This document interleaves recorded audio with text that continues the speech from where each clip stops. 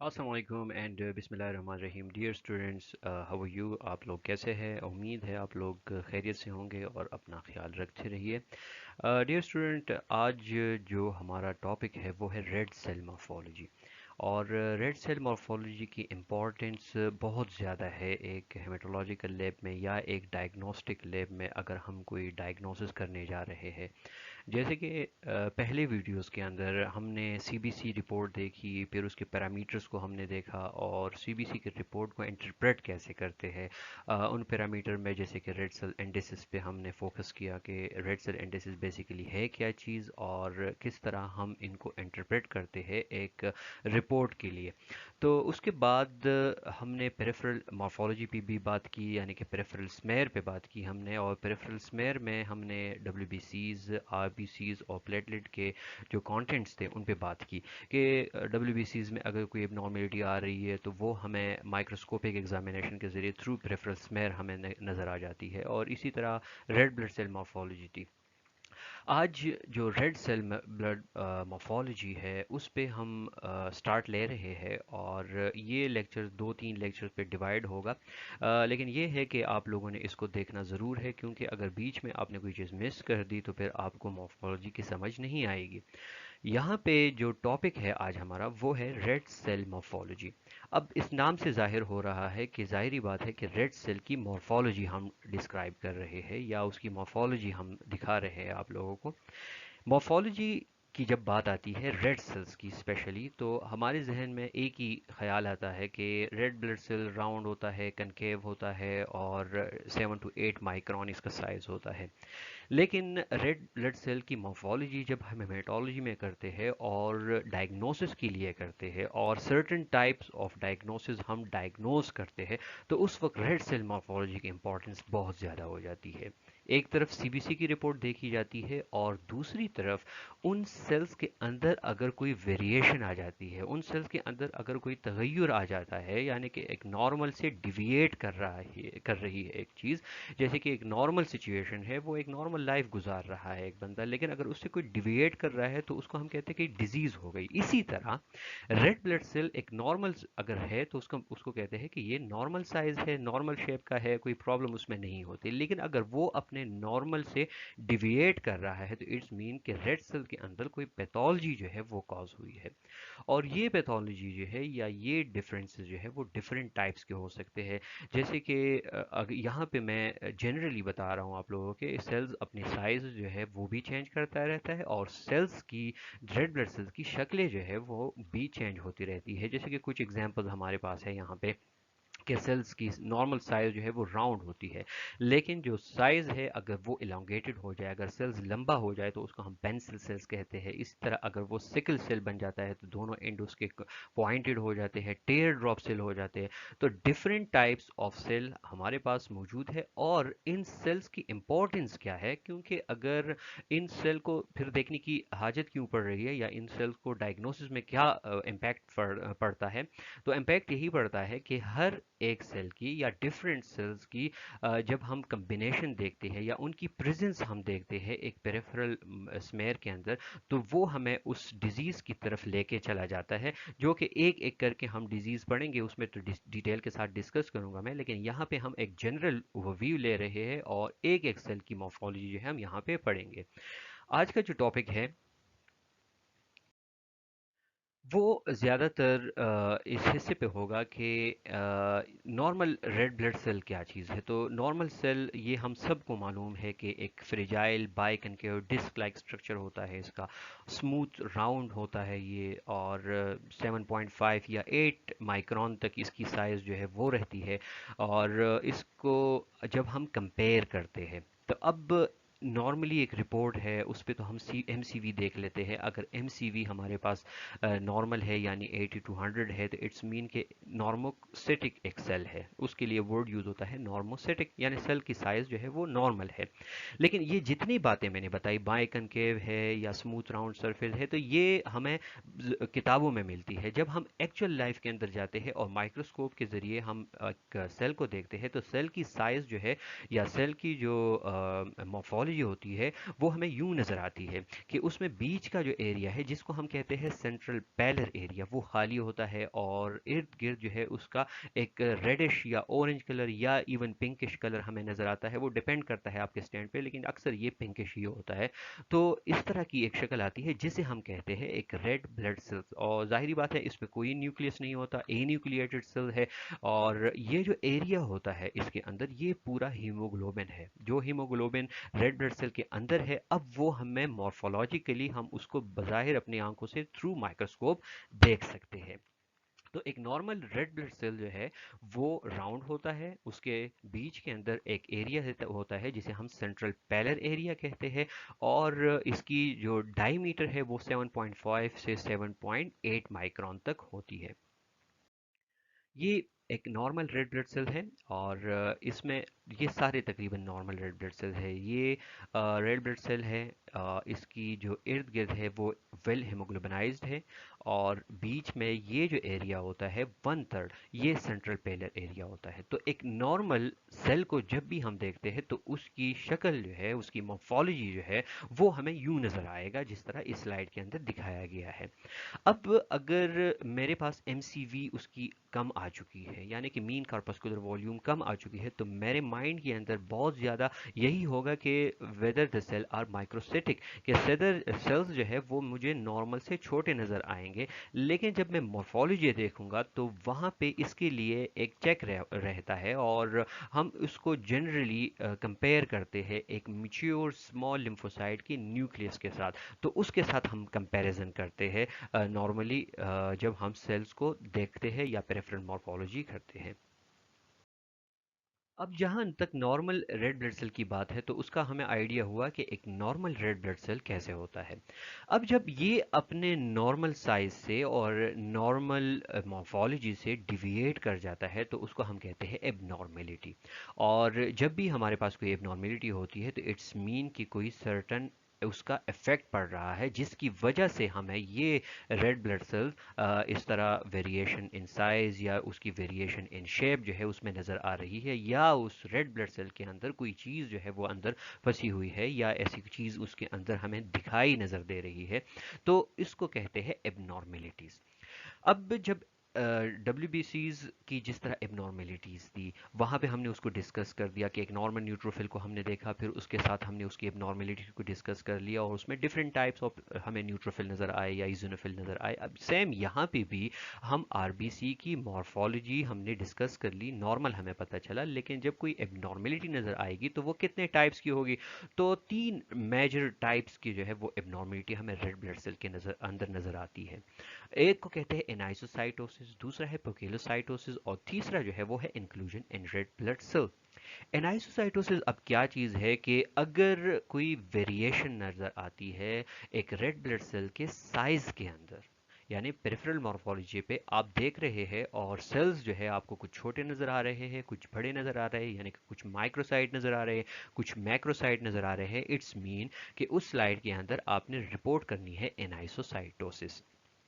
और ये जो एनाइसोसाइटोसिस है ये कंडीशन ज़्यादातर हमें जो फोलेट डिफिशिएंसी होती है और आयरन डिफिशिएंसी एनीमिया होती है, उन दोनों की जब डिफिशिएंसी होती है, कंबाइंड डिफिशिएंसी, तो उस वक्त हमें ये एनाइसोसाइटोसिस की कंडीशन जो है वो ज़्यादा नज़र आती है।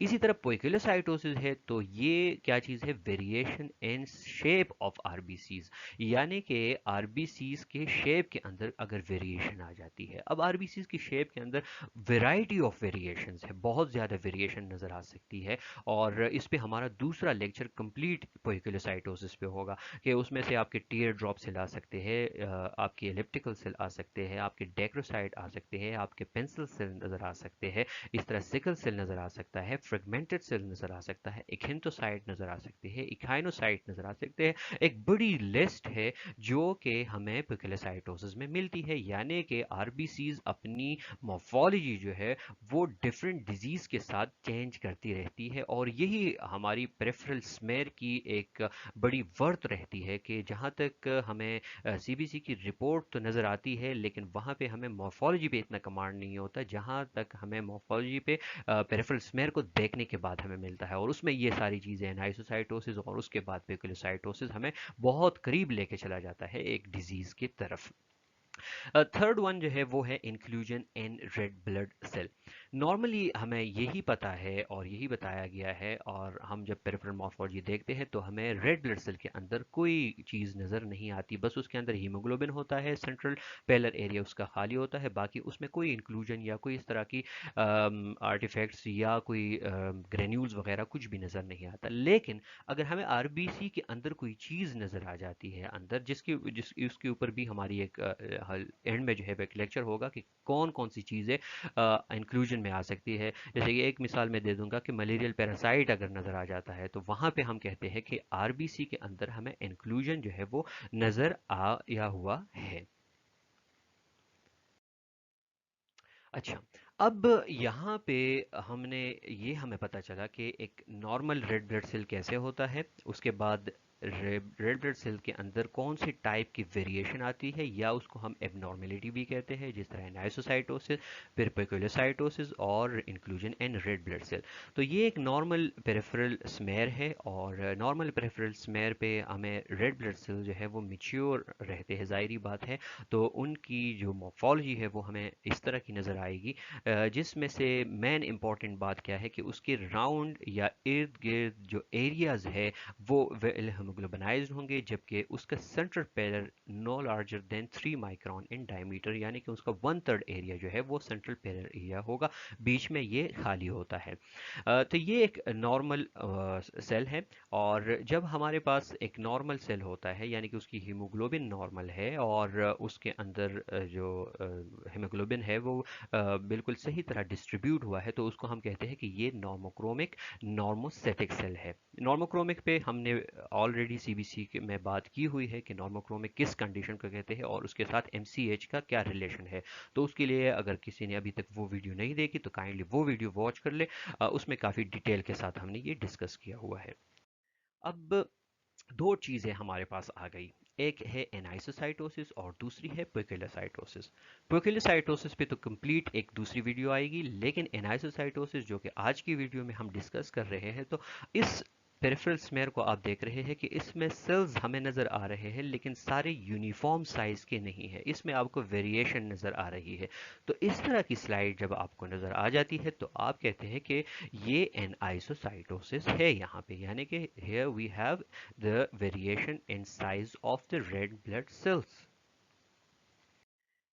اب انائسوسائٹوسز کو ہم نے دو ڈفرینٹ ٹائپس کے اندر جو ہے وہ ڈیوائڈ کیا ہوا ہے، ایک کو کہتے ہیں میکروسائٹس اور دوسرے کو کہتے ہیں مائکروسائٹس۔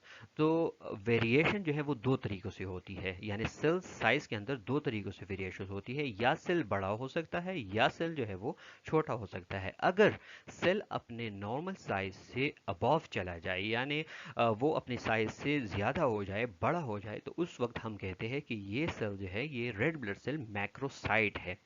اور میکروسائٹ کن بیماریوں میں نظر آ سکتا ہے، میکروسائٹ کی ڈیزیز کون سی ہے، تو میکروسائٹ کی جب ہم بات کرتے ہیں تو یہاں پہ آپ ایک چیز یاد رکھ لیں کہ ہمیں میکروسائٹ جو ہے وہ دو ڈفرینٹ فارم میں نظر آتے ہیں، یعنی کہ ایک میگلوبلاسٹک ہوتا ہے اور ایک نان میگلوبلاسٹک ہوتا ہے۔ تو جو میگلوبلاسٹک ہوتا ہے اس میں اکثر ہمارے پاس ایگزامپل جو ہے وہ لیور فولیٹ ڈیفیشنسی اور وٹامن B12 ڈیفیشنسی یا کوبلامین ڈیفیشنسیز میں ہوتی ہے، اور اس میں سیلز جو اس کی سائز ہوتی ہے میکروسائٹ رہتے ہیں، لیکن وہ زیادہ تر اول میکروسائٹ ہوتے ہیں۔ اور دوسری جانب جب نان میگلوبلاسٹک ہے تو اس میں سے لیور ڈیزیز کے اندر، پلاسٹک انیمیاز کے اندر، آبسٹرکٹیو ایئر ویز ڈیزیز کے اندر، الکوہلزم ایون، اس میں ہمیں جو ہے وہ راؤنڈ میکروسائٹ نظر آنا شروع ہو جاتے ہیں۔ سو انائسوسائٹوسس کے دو ڈفرینٹ فارم ہے، ایک ہے مائکروسائٹ، دوسرا ہے میکروسائٹ۔ میکروسائٹ پھر کمپلیٹلی دو ٹائپ میں اندر ڈیوائڈ ہے، میگلوبلاسٹک मेगलोब्लास्टिक एंड नॉन मेगलोब्लास्टिक, और इसके एग्जांपल ऑलरेडी मैंने बता दिए। यहाँ पे अब हम इस स्मेयर को अगर देख ले तो आपको ये जो सेल्स नज़र आ रहे हैं ये नॉर्मल से बड़े नज़र आ रहे हैं। जैसे ये एक नॉर्मल सेल है, लेकिन अगर इसको आप इसके साथ कंपेयर कर ले तो ये काफ़ी बड़ा सेल है। इसका मतलब ये हुआ कि सेल जिसका साइज जो है वो अबाव चला गया है, यानी अगर इसकी सीवीसी की रिपोर्ट आप लोग देखेंगे तो एमसीवी इसकी ज़्यादा होगी। और जब एमसीवी ज़्यादा होती है तो एमसीवी ज़्यादा होने का मतलब यही है कि हमारे पास स्लाइड के अंदर मैक्रोसाइट नज़र आएंगे। दूसरी तरफ क्योंकि अब हम मॉर्फोलॉजी पढ़ रहे हैं तो मॉर्फोलॉजी के साथ आप लोगों को कुछ चीज़ें ये भी याद रखनी चाहिए कि मैक्रोसाइट्स अगर आपको नज़र आ रहे हैं और आप देख लें कि वहाँ पे कोई हाइपर सेगमेंटेड न्यूट्रोफिल, या हाइपर सेगमेंटेड न्यूट्रोफिल पे हमने बात की है अपनी लास्ट डब्ल्यूबीसीज वाली वीडियो के अंदर, तो उसमें से हाइपर सेगमेंटेशन भी हमें नज़र आ रही है। तो इट्स मीन कि ये केस जो है वो सस्पेक्टेड केस है मैक्रोसिटिक इनीमिया का फोलेट डिफिशिएंसी की वजह से, और ये एक नॉर्मल लिम्फोसाइट है। तो इसके साथ हम इसको कंपेयर करते हैं एक normal mature red blood cell के साथ। देन दूसरी टाइप या दूसरी वेरिएशन जो है वो होती है माइक्रोसाइट, यानी कि सेल की साइज कम हो सकती है। 80 माइक्रोन से उसकी जो एमसीवी है वो कम आएगी। तो जब 80 माइक्रोन से एमसीवी कम आएगी तो पेरिफेरल स्मेयर पे हमारे पास जितने रेड ब्लड सेल्स होंगे वो सारे के सारे हमें नॉर्मल से छोटे नज़र आएंगे, यानी कि वो माइक्रोसाइट होंगे, यानी सेल साइज जो है वो छोटा होगा। That's why it's called microcytic cells. और माइक्रोसेटिक सेल्स की चार बड़ी मेन जो है वो एग्जांपल्स है, जिसमें से फर्स्ट जो है वो आयरन डिफिशिएंसी इनीमिया आता है। जब आयरन डिफिशिएंसी इनीमिया हो जाता है तो हमारे पास बहुत सारे सेल्स जो है वो सारे माइक्रोसेटिक ही होते हैं। इसी तरह थैलेसीमियास के अंदर आप लोगों को ये माइक्रोसेटिक सेल्स नज़र आएंगे, सिड्रोब्लास्टिक इनीमियास के अंदर आएंगे, और कुछ इनीमिया ऑफ क्रॉनिक डिसऑर्डर्स के अंदर भी आपको माइक्रोसिटिक सेल्स जो है वो नज़र आते हैं। और दूसरी बात यह है कि they will decrease in MCV and it should be noted that is distinguished from red cell fragmentation. If in association with decrease in MCV it will be microcyte। तो यहाँ पे आपने MCV को लाजिम देखना है कि जब आप MCV देखेंगे वो कम है तो आपने पेरिफेरल मॉर्फोलॉजी के अंदर माइक्रोसाइट को देखना है। लेकिन कभी कभार फ्रेगमेंटेड सेल्स होते हैं, और फ्रेगमेंटेड सेल्स वो होते हैं एंड पे हम इंशाल्लाह इसको डिस्कस करेंगे। लेकिन फ्रेगमेंटेड सेल्स वो होते हैं कि जो टूट फूट का शिकार हो जाते हैं, वो यानी टूटे हुए रेड ब्लड सेल्स होते हैं। तो अब अगर वो टूटा हुआ सेल है लेकिन अंदर से वो फुल हेमोग्लोबिनाइज्ड है, तो इसीलिए एमसीबीवी पे वो उसका इफेक्ट पड़ जाता है।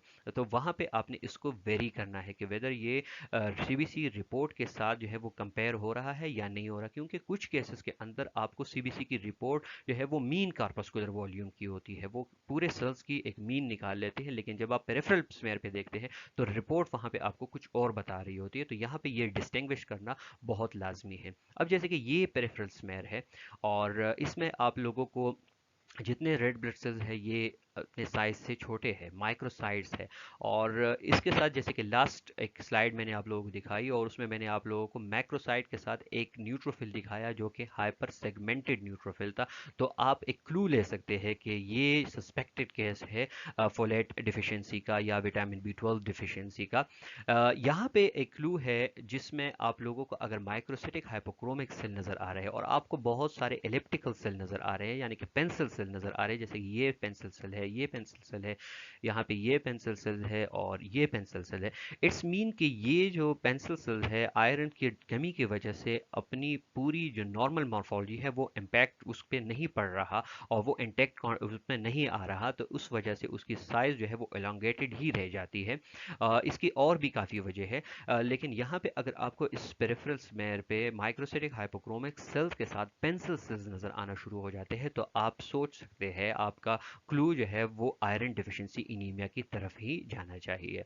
तो मॉर्फोलॉजी इंपॉर्टेंस रखती है और मॉर्फोलॉजी में सिर्फ आप एक चीज़ को या एक सेट पे फोकस नहीं करेंगे, बल्कि उसके साथ उसके जितने सपोर्टिव सेल्स है उसको भी आप लोगों ने देखना है। अब पिकुलोसाइटोसिस जो कि हमारा मेन टॉपिक यही होगा नेक्स्ट इंशाल्लाह।